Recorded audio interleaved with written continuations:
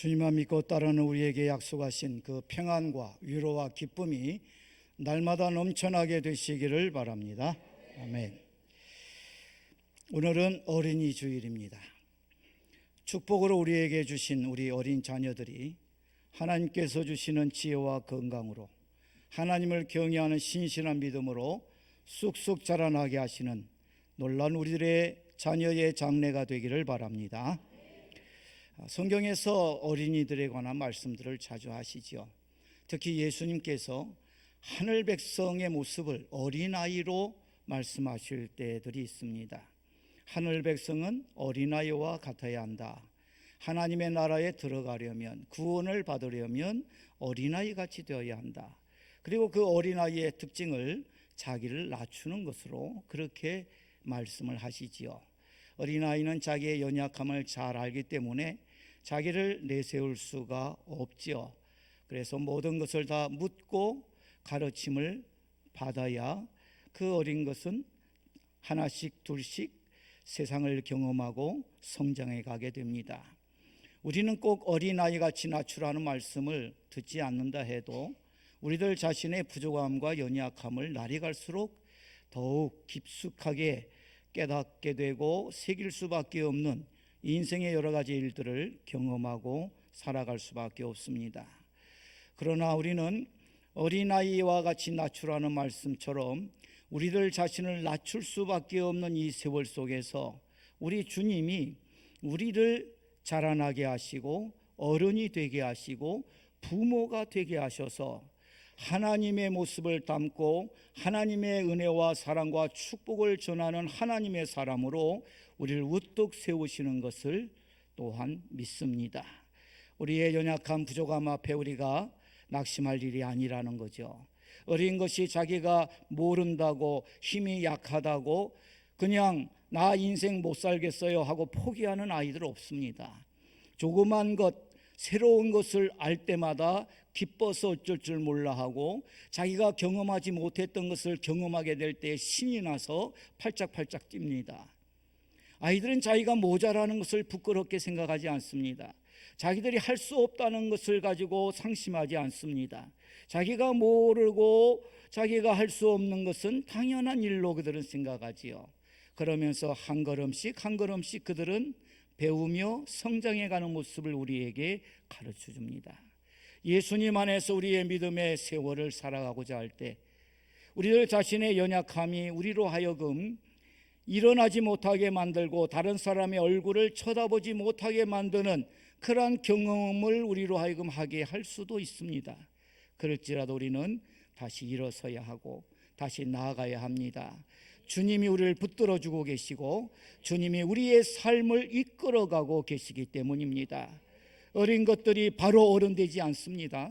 부모의 사랑과 희생 속에서 점점 자라나고 결국에는 그 아이들이 장성해서 자신들도 또 다른 부모가 되어 자기의 자녀들을 키워내게 되는 거죠. 독일의 어떤 교장 선생님에 관한 이야기를 읽어본 적이 있습니다. 이분은 교실에 수업이 시작하기 전에 찾아와서 먼저 모자를 벗고 정중하게 그 어린 학생들에게 인사를 하고 가곤 했다고 합니다. 선생님들이 그걸 보고 만류했지요. 아이고 교장 선생님, 선생님이 먼저 인사를 받으셔야 하는데 어떻게 그 어린 학생들 앞에 먼저 인사를 하십니까? 그랬더니 그 교장 선생님은 이렇게 말했다고 하죠. 이 아이들 중에 훗날 큰 인물이 나올 겁니다. 그래서 나는 그것을 생각하고 이렇게 하는 겁니다. 그 말대로 그 학생들 중에서 그 어린 학생들 중에서 나중에 큰 인물이 나왔는데 그게 바로 종교개혁가로 유명한 마르틴 루터가 그 안에 있었다는 것입니다. 오늘 우리 어린이들의 모습은 코찔찔이의 모습일 수도 있습니다. 그러나 내일은 그들의 모습은 인류를 위한 축복의 큰 인물이 될 수도 있다는 것이지요. 오늘 우리의 모습이 어줍지 않을 수 있습니다. 이런데 내가 어떻게 하나님의 일을 해? 이런데 내가 어떻게 다른 사람에게 축복이 될 수 있겠어? 우리들 자신의 모습이 우리로 하여금 우리를 스스로를 낙심케 만들고 실망의 자리에서 주저앉아 일어서지 못하게 만들 수도 있다는 것입니다. 그럴지라도 우리는 하나님을 믿어야 합니다. 어린 것이 부모를 의지해서 장성하지 않습니까? 우리도 예수 그리스도 안에서 아버지 하나님을 신뢰하고 의지하며 날마다 그리스도의 형상으로 성숙해가는 우리의 삶, 반드시 우리 하나님 아버지께서 이루어내시고야 말 것이다, 이렇게 믿고 우리의 인생의 길을 걸어가야 한다는 것이지요. 로마서 14장 4절의 말씀을 보면 남의 하인을 비판하는 너는 누구냐? 그가 서 있는 것이나 넘어지는 것이 자기 주인에게 있음에 그가 세움을 받으리니 이는 그를 세우시는 권능이 주께 있음이라. 이렇게 말씀을 하고 계십니다. 하인에 서고 넘어지는 것이 주인에게 있다. 그를 세우는 권능이, 주의 일꾼을 세우는 권능이 누구에게 있어요? 우리 주님에게 있다. 그러니 권능의 주님이 우리를 붙잡으시고 우리를 세우셔서 마침내 주의 일에 적합한 자 되게 하시고 주의 일에 능력이 있는 자 되게 하시어 주의 모습으로 주의 일을 감당하는 그 삶의 자리에 우뚝 세워 주시리라. 이 믿음이 우리의 인생에 대하여 우리가 가져야 할 확신이라고 하는 것입니다. 우리에게 어린아이처럼 부족한 모습이 있을 수도 있습니다. 그럴지라도 우리는 염려할 필요 없습니다. 주님이 우리를 붙잡고 계시기에 반드시 우리는 온전히 서게 될 것입니다. 우리를 키워주시는 분은 바로 우리 하나님 아버지십니다. 그분이 우리를 온전하게 하시고 우리를 굳세게 하시고 우리를 견고하게 세워주실 것입니다. 오늘 본문의 말씀을 보면 이제 바울이 1차 전도여행 때 전도했던 지역을 다시 방문하고자 하는 뜻을 바나바에게 말하는 것으로 시작이 됩니다. 복음을 전했습니다. 교회를 세웠습니다. 그런데 그들이 과연 믿음 위에 굳게 서 있는지 확인하고 그들을 다시 든든히 믿음 위에, 복음 진리 위에 세워주고자 하는 열망이 바울의 마음에서 불타고 있었던 거죠. 그 말을 바나바가 듣고 좋다, 그렇게 하자 하고 함께 2차 전도 여행을 시작하려고 하는 것이지요. 그런데 그때의 바나바가 마가를 데리고 가자고 합니다. 37절 38절에 나와 있죠. 그러니까 바울이 반대합니다. 1차 전도 여행 하다가 밤빌리아에서 이렇다 저렇다 말도 안 하고 내빼버린 그 마가 요한을 어떻게 믿고 또 데려가느냐. 데려갔다가 또다시 중도에 포기하고 돌아가 버리면 그때도 우리가 많이 마음에 상처받았는데 또 상처받을 거다.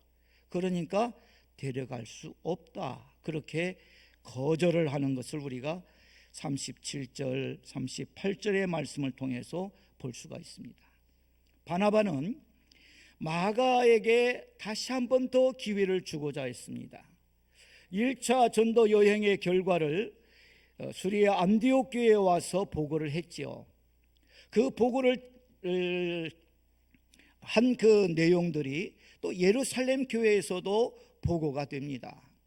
그 모든 것들을 이 마가 요한이 참석해서 들었을 것 같습니다. 그럴 가능성이 크지요. 그런데 그 보고를 들었다고 하면 아마 마가의 마음은 큰 후회가 생겼을 겁니다. 내가 조금 더 참았더라면, 내가 조금만 더 견뎠더라면 나도 저 놀라운 하나님의 일을 함께 맛볼 수 있었을 텐데, 하나님 행하시는 그 놀라운 일을 나도 함께 누릴 수 있었을 텐데, 후회 막급이었겠죠. 그래서 두 번째로 다시 전도 여행이 시작된다니까 아마 삼촌 바나바에게 특별하게 부탁했을 수도 있습니다. 아니면 바나바가 먼저 그렇게 생각할 수도 있죠. 이번에 다시 마가를 데려가 보자. 마가가 다시 새로운 각오와 결심으로 하나님 나라를 위하여 합당한 일꾼으로 쓰임받는 경험을 가질 수 있도록 이 아이를 키워줘야 하지 않겠느냐. 사람 키우는 데에는 능숙했던 바나바는 마가 요한을 다시 데리고 가고자 했던 것입니다. 다시 기회를 주고자 했던 거죠. 그런데 바울은 아니다라고 말하고 있습니다. 1차 때 보니까 이 아이가 부잣집 아들 티를 내더라. 어려움을 견디지 못하더라. 특별한 사명감을 가지고 복음을 위해서 우리와 함께 따라 나선 게 아니고 삼촌 바나바가 간다니까 그냥 따라 나선 것 같더라. 뭐 구경차 따라왔다가 힘든다고 도망친 아이 아니냐. 이런 아이가 어떻게 하나님 나라의 일을 할 수 있느냐. 이런 아이에게 일을 맡기면 큰일 난다. 또다시 도망갈 거다. 얼마나 우리 전도 여행이 힘들고 어려웠던가. 그러니까 데리고 가면 안 된다. 데리고 가지 말자. 이렇게 바울은 거절했던 것이지요. 서로의 의견이 팽팽하게 대립되었습니다. 참 어려운 형편이 되고 말았지요. 이와 같은 형편 속에서 바울의 말이 맞을까요? 바나바의 말이 맞을까요? 누구의 의견을 따라야 할까요? 어떻게 이 문제를 해결할 수가 있겠습니까? 참 곤란한 처지에 빠지게 되었습니다. 그러나 이와 같은 일들 속에서도 우리는 생각해야 합니다. 나중에 우리가 볼 수 있게 됩니다마는 이와 같은 때에 누구의 의견이 맞는가, 누가 잘못된 생각을 했는가 하는 것은 참 말하기가 어려운 일이었습니다. 바나바의 말처럼 기회를 주어서 다시 그가 하나님의 일꾼으로 설 수 있도록 도와주는 것도 맞는 말이고, 하나님의 일은 사사로운 일이 아닌데 자기 개인 사정 형편 따라서 마음대로 행동하는 사람을 데리고 이 중대한 사업에, 이 중대한 일에 동행시킨다는 것은 오히려 큰 손해를 보는 일이 될 수 있기 때문에 거절한다 하는 말도 일리가 있기도 하지요. 누구의 말을 따라야 할 것입니까? 오늘 우리가 교회 일을 하다 보면, 하나님의 사람으로서 살아가려 하다 보면 이렇게 할까 저렇게 할까 망설이게 되는 경우가 있습니다. 100% 이건 잘못된 일이다. 그러면 우리가 분별하기가 쉽지요. 그건 안 해야 되지요. 이건 전적으로 옳은 일이다. 그러면 해야 되지요. 그런데 이게 보는 관점에 따라 맞을 수도 있고 틀릴 수도 있고, 그러면 이걸 우리가 어떻게 해야 되느냐는 거예요. 하나님의 일을 할 때에 그런 경우들이 종종 생깁니다. 분명히 어떤 일을 하나 하려고 할 때 이런 의견도 나오고 저런 의견도 나올 수 있지요. 두 의견이 다 그 뜻은 좋은 것입니다. 그런데 누구의 의견을 채택해야 할까요? 이와 같은 경우를 다루는데 우리는 무척 서투릅니다. 그래서 나와 의견이 다르면 마치 원수인 것처럼 대립하고 반감을 품고 서로 싸우고 다투는 경우들을 우리는 종종 국회에선가요? 어디에선가 보기도 하지요. 우리 국민들에게는 토론 문화가 정착되지 않았기에 감정적으로 대립할 때가 많다, 그렇게 이야기하는 분들도 있습니다. 이거는 일의 옳고 그름이 아니라 어떻게 하는 게 더 효율적일까, 어떻게 하는 것이 더 나을까, 이런 부분들로 생각해야 되는데 마치 이게 적과 아군을 나누는 그러한 한 가지의 기준이 되는 것처럼 문제를 가지고 날카롭게 대립하고 반목하고 원수시하는 그런 경우들이 있다는 거죠. 서양 문화에는 토론 문화가 많이 정착되어 있죠. 그래서 교사와 학생들 사이에서도 서로 토론하고 대화를 합니다. 유대인들에게 있어서는 이 토론이라고 하는 것은 그들의 교육 분야에 있어서 절대로 빼놓을 수 없는 그러한 내용이 됩니다. 선생이든 학생이든 학생들끼리든 하여튼 구별 없이 자기 의견을 내세우고 자기 의견이 맞다는 것을 주장하고 근거를 대면서 입에서 침을 튀겨가면서 흥분하면서 막 서로 토론을 벌입니다. 그게 오늘날의 유대인의 월등한 지성을 갖추게 만드는 방편 중에 하나라고들 많이 지금 와서는 이야기를 하지요. 그렇다고 해서 토론이 끝난 후에 내 의견을 안 받아들였어, 너 앞으로 친구 안 할 거야? 너 앞으로 내 학생 아니야? 앞으로 내 선생님 안 할 거야? 이렇게 하는 법이 없다는 거죠. 토론은 토론으로서 끝나는 거죠. 여기에 바나바와 바울, 이들은 참 위대한 하나님의 사람들이었습니다. 성령이 충만한 사람들이었습니다. 그러나 이 문제 앞에서 저들은 그만 너무 극단적으로 자기 주장만 하다가 감정이 상하게 되고 맙니다. 서로 다투게 되고 말죠. 우리는 다른 이들의 의견에 대해서 존중히 여길 줄 알고 생각해 줄 수도 있어야 하겠습니다. 다른 사람이 일하는 것에 대해서, 다른 사람의 살아가는 것에 대해서 함부로 판단하고 말하지 말아야 한다고 성경은 우리에게 경고하시지요. 고린도전서 4장 5절의 말씀을 함께 읽어보십시다. 그러므로 때가 이르기 전 곧 주께서 오시기까지 아무것도 판단하지 말라. 그가 어둠에 감추인 것들을 드러내고 마음의 뜻을 나타내시리니 그때에 각 사람에게 하나님으로부터 칭찬이 있으리라. 아멘. 함부로 판단하지 말라. 오늘 그의 실수하는 모습을 보고 너는 그런 사람이야 라고 판단하지 말아요. 정지하지 말아요. 얼마든지 다시 회복할 수 있고 다시 일어설 수 있기 때문입니다. 그래서 그 사람이 어떤 의도로 그런 일을 했는지 우리가 짐작해서 말할 때가 많은데 그런 짐작도 하지 말라고 말씀합니다. 우리가 생각한 것이 틀릴 수가 있기 때문이죠. 그것이 확실하게 드러날 때는 언제라고요? 우리 주님 오셨을 때. 다시 오신 주님 앞에서 우리가 어떤 의도로 그런 말을 했고 어떤 뜻으로 그런 행동을 했는지 우리 주 예수께서 다 드러내시고 선한 뜻에 대하여 칭찬해 주실 거라고, 선한 의도에 대하여서 우리 주님이 인정해 주실 것이라고 말씀해 주시는 것이지요. 그러나 하나님의 성령에 충만하고 복음을 위해서는 목숨도 아까워하지 않고 희생할 수 있었던 바울과 바나바는 서로의 의견이 다르다고 서로 다툽니다. 사도행전 15장 39절을 보면 서로 심히 다투어 어떤 결과를 가져옵니까? 피차 갈라서 버렸습니다. 그래서 바나바는 마가 데리고 구브로로 가고 바울은 실라를 데리고 이제 전도했던 지역으로 떠나가는 장면을 우리가 볼 수가 있죠. 참 항상 성령 충만한 모습을 지켜간다고 하는 것이 참 어려운 일이구나 하는 것을 우리는 여기에서 볼 수가 있습니다. 서로 양보하면 안 될까요? 서로 좀 받아주면 안 될까요? 문제는 마가입니다.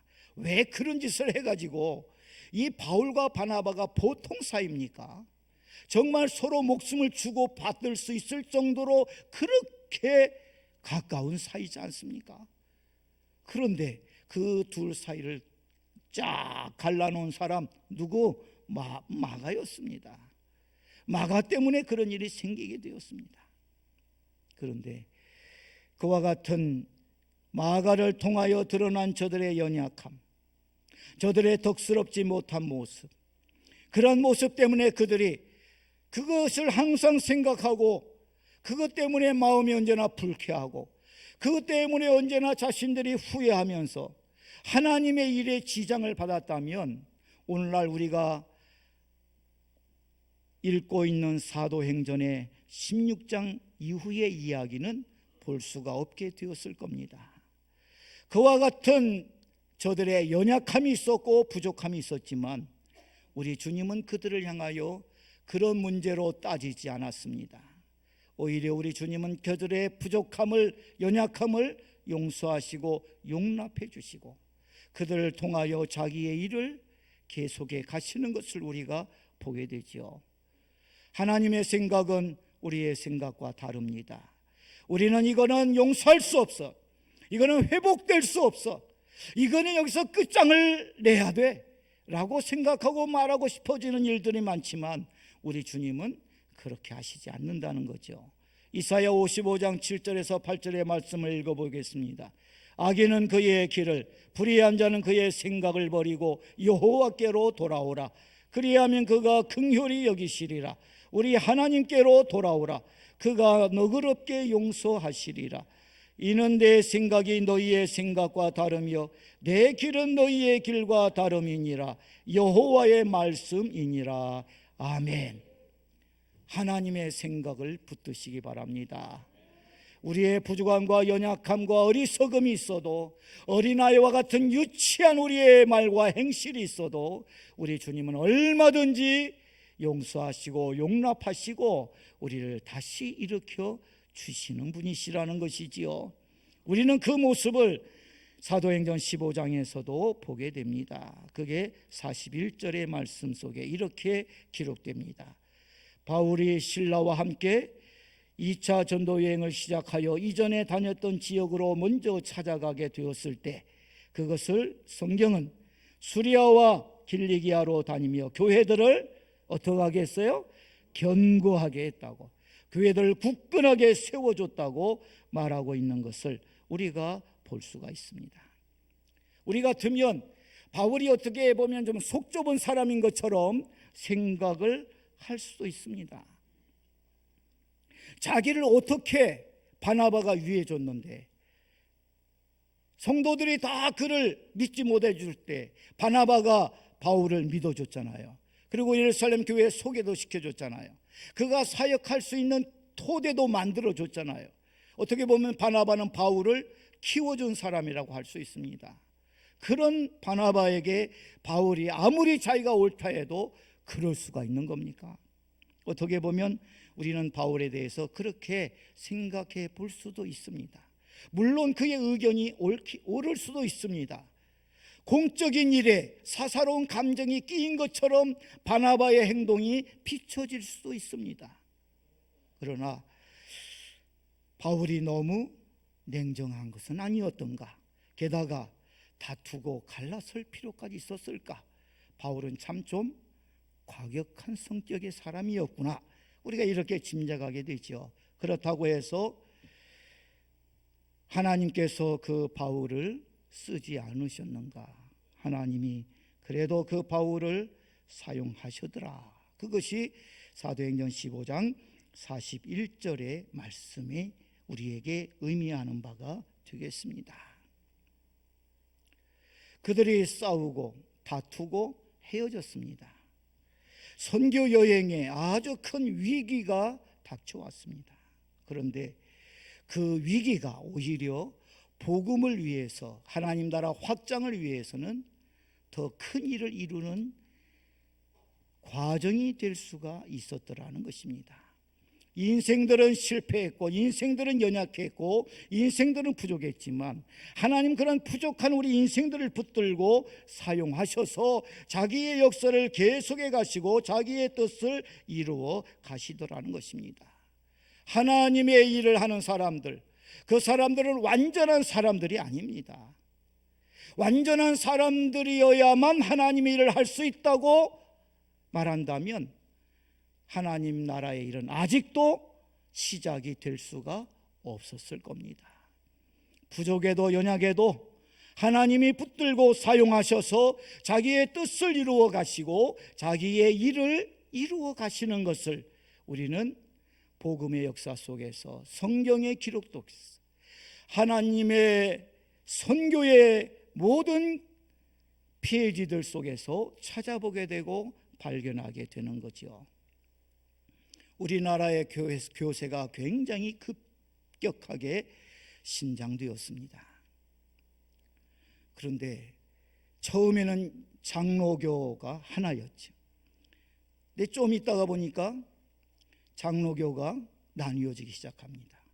예수교 장로회, 기독교 장로회. 예수교, 기독교 다른 건가요? 같은 거죠. 기독이라는 말은 그리스도라는 뜻입니다. 그리스도는 누굽니까? 예수님이죠. 예수님은 그리스도죠.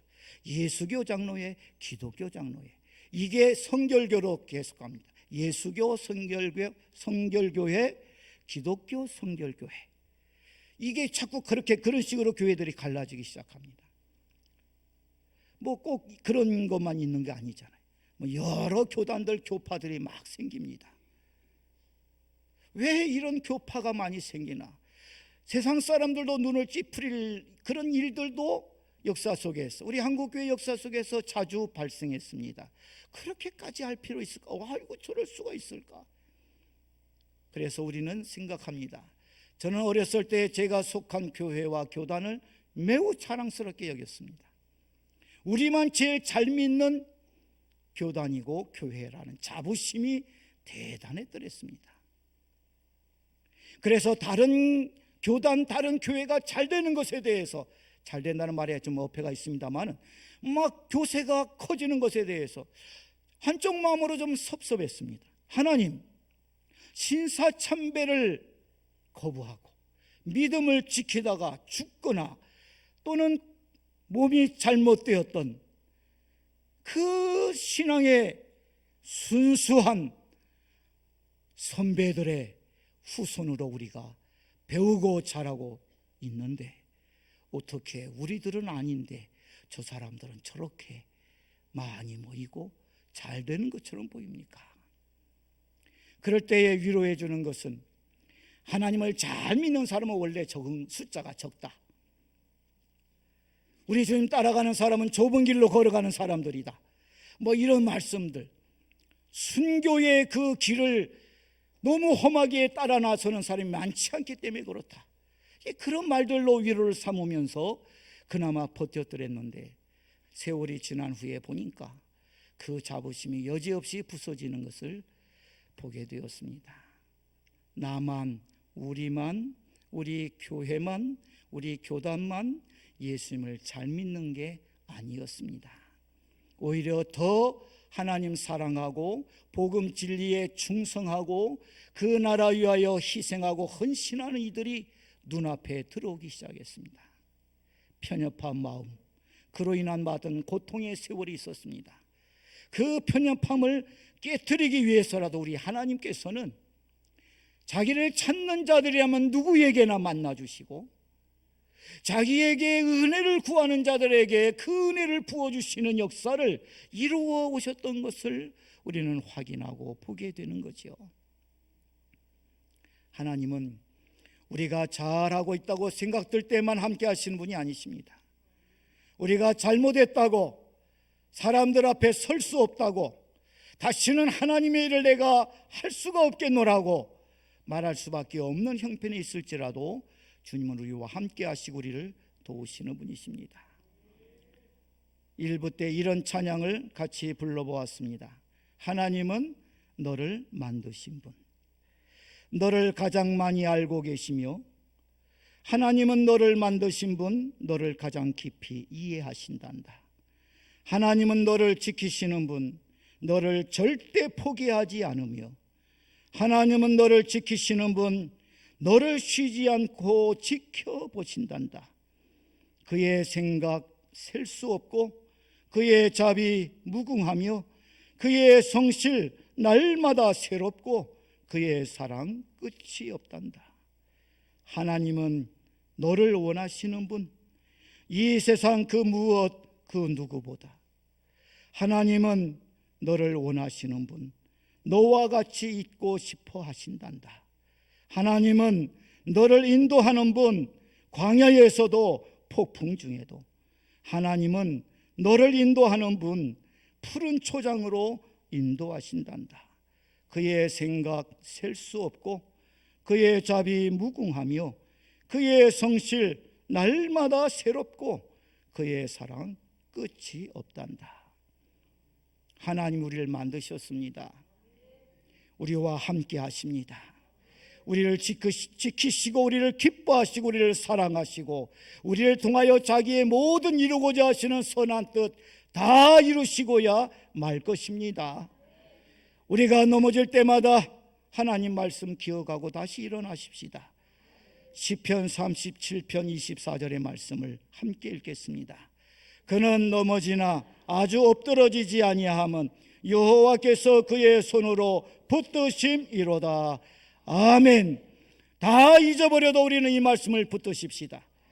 내가 또 인생의 길을 걷다가 실수할 수 있고 잘못할 수 있습니다. 하나님의 눈으로 볼 때에 내가 너무나 형편없는 존재인 것처럼 느껴질 때도 있을 수가 있겠습니다. 다른 사람이 우리를 보고 마치 확인사살이라도 하는 것처럼 너는 이런 놈이야 라고 우리에게 함부로 말하는 소리를 들을 수도 있습니다. 그럴지라도 우리는 주님을 바라봅시다. 십자가의 주님 예수를 통하여 우리에게 하나님 아버지가 분명하게 보여주셨습니다. 네가 어떤 형편에 있을지라도, 네가 어떤 사람이라도 나는 너를 사랑한다. 내가 너와 함께한다. 내가 너를 붙들고 있노라. 주의 일을 할 때에 낙심하지 마십시다.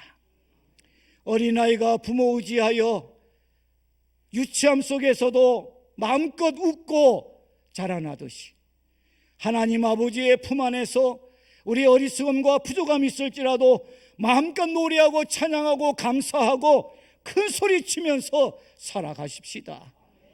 전능하신 하나님께서 우리와 함께 하시고 우리의 인생을 통하여 영광을 받으시며 이 땅에 하나님의 축복을 전하며 살게 해 주실 줄로 믿습니다.